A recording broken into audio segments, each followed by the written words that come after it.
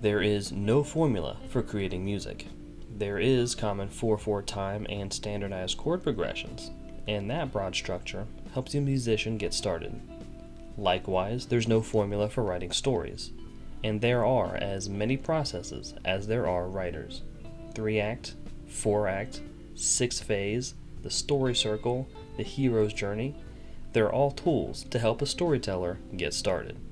It's my enduring belief that every movie adheres to the exact same 29-point story structure, no matter which type of writer pens the tale.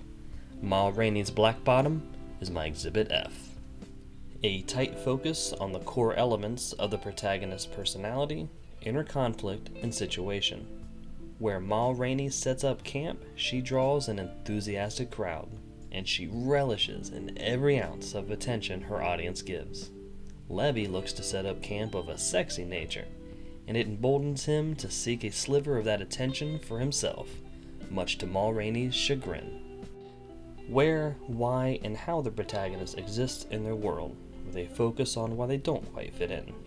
In a society where back-breaking or mundane labor is populated by the black community, white folk take an uneasiness to black men with personal autonomy, self-sovereignty, and agency.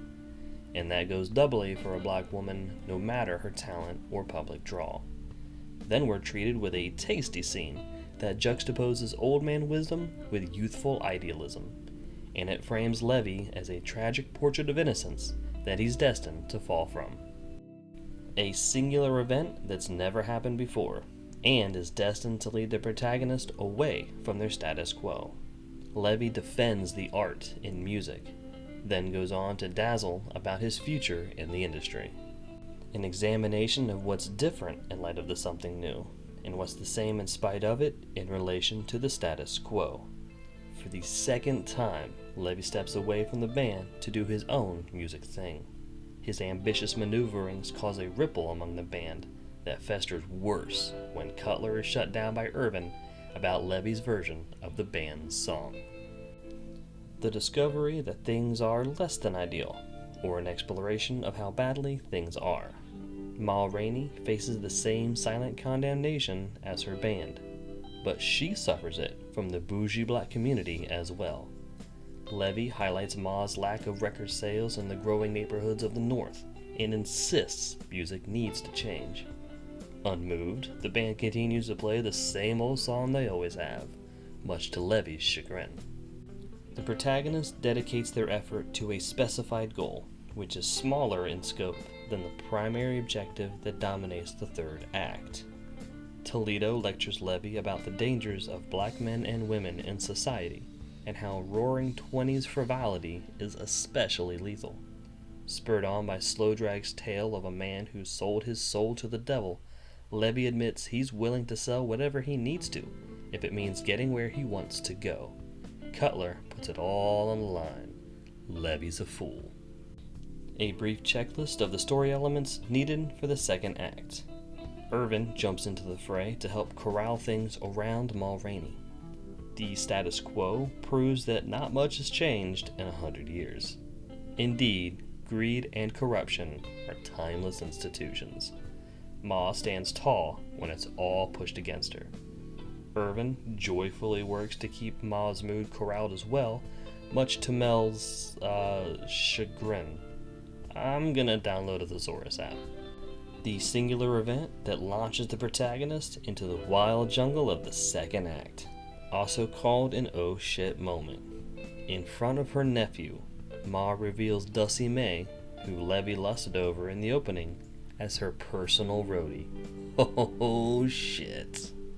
The protagonist must learn all new rules and expectations distinct to this adventure. We get a peek at Ma's duality as she settles in with her close circle, and she explains her expectations from each of them. And as she's navigating the demands of the powers that be, she defines the conflict between Levy's new ways and her old ways, bringing another immovable force to the equation. The protagonist showcases their ability to grow in the areas this adventure requires, typically through external means. Ma lays down the law on what the band will rehearse, much to Levy's vexation. Cutler, the loyalist, faces a challenge in carrying out Ma's orders by Sylvester's stutter, much to his discomfiture. Levy sniffs trouble in Cutler's future, directly tied to being Ma's standard bearer. Then, Levy gets his songs in the hands of the status quo. Characters face legitimate and understandable reasons to deviate from their stated convictions, agendas, or desires. The band puts it not so gently that Levy is playing his hand all wrong. Levy insists the band has it all wrong, and they're wrong to lay harsh judgment upon him. An escalation of problems that vex the protagonist. Levy's backstory, and precisely why he is who he is. The protagonist evolves internally by utilizing everything they've gathered and learned. As a coda to Levy's family tragedy, Toledo wonders aloud the destiny of all black men and women, as each generation tries to march a little further from the horrors of slavery and the Civil War. Journey-weary characters reconcile the reality of their ongoing situation with who they were in the first act. Cutler, the loyalist, folds when confronted about his criticism of Ma's nephew. Levy steps forward to challenge her again, doubling down on his ambition in the opening. The status quo jabs at her again, so she jabs back, forcing them to keep their word to her. Irvin, in the middle again, feels the pressure from both immovable forces. A singular event that strikes at the protagonist's core conflict. We're reminded of the status quo outside the recording studio, outside of Ma's protective embrace. Characters find a safe harbor that also provides needed answers for both external and internal conflicts. Ma chastises Cutler for speaking out of line, leaving no room for misinterpretation. Then she calls for Levy's replacement, fearing his insubordination will spread. Sent away, Dusty May finds her way to the band room. And yeah, there's most definitely some chemistry here. Symbolically, does this mean Ma's fans will flock to Levy's new sound too? Ma explains precisely why she's so damn immovable, because the status quo is never honest about a human being's worth. The clarified objective is realized in part or in whole, though it's meaningless without the completion of the primary objective. Sure, Levy sets up camp, but that's still Ma's roadie, so I wouldn't classify this as a great victory. Ma explains how the blues help someone get up in the morning to face another day, again and again and again. An existential conflict that wounds the protagonist's sense of self, worldly identity, or their journey. Slow drag interrupts the forbidden tryst in the band room. Sylvester struggles to get out the song's intro, but when he nails it, and the band lets loose an amazing track, they're surrendering one of their bargaining chips. As Ma said, when the songs are all recorded, the status quo has no use for her then. But when a microphone mishap sabotages the track, Ma's power over the powers that be is restored in full. An undeniable win for the protagonist, typically in direct connection to the Rebirth. Levy is inspired by Ma, making Irvin simper and beg, and he doubles down on his dream to be everything she is, but better. The band tries again to show Levy where his worldview falls short of reality. A grand loss directly connected to the protagonist's newfound inability to quit the journey. Cutler tells a story of a reverend, a holy man, who wasn't immune to the status quo outside his church, just as Ma isn't immune outside the studio. A thematic freefall tied directly to the heavy price. Levy calls out Cutler and his religion, condemning them as incompatible at the core. Finally, Cutler finds his breaking point and assaults Levy, and he returns the favor by pulling a knife, challenging his own forsaken faith. He melts down as his trauma boils over the edge. A singular event that robs the protagonist of seemingly any chance of success. Levy condemns Cutler's loyalty to a god who can't control a white man quite like Ma Rainey can. or rather, like her power can, or his father could.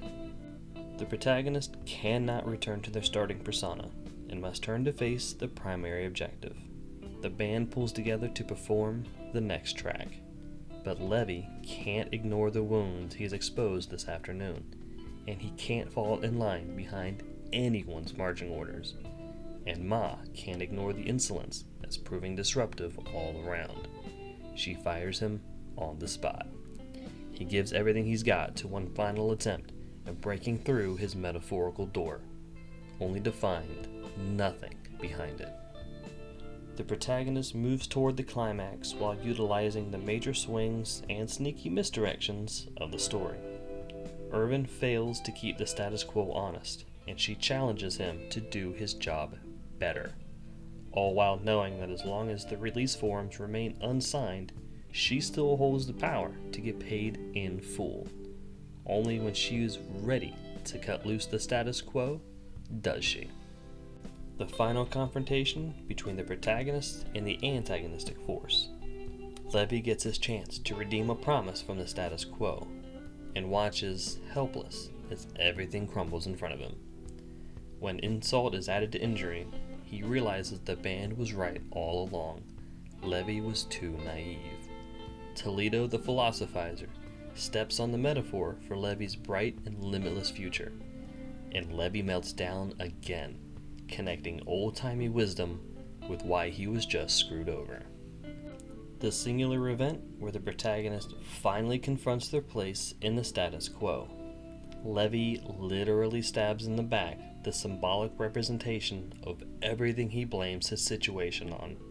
Not Cutler the loyalist, not Rainey the untouchable god, not Slow Drag the complicit, not even the status quo, but the very philosophy that ties it all together. The direct aftermath of the climax, the cinematic denouement, if you will. Levy slides back into reality and realizes what he did, and watches helpless as his future dissolves in his arms. The consequences of the climax in relation to other characters in the status quo. Cutler stands in shock, while Slow Drag mourns, and we're left to imagine how Rainey will react to the news. A tight focus on the protagonist contrasted from the opening.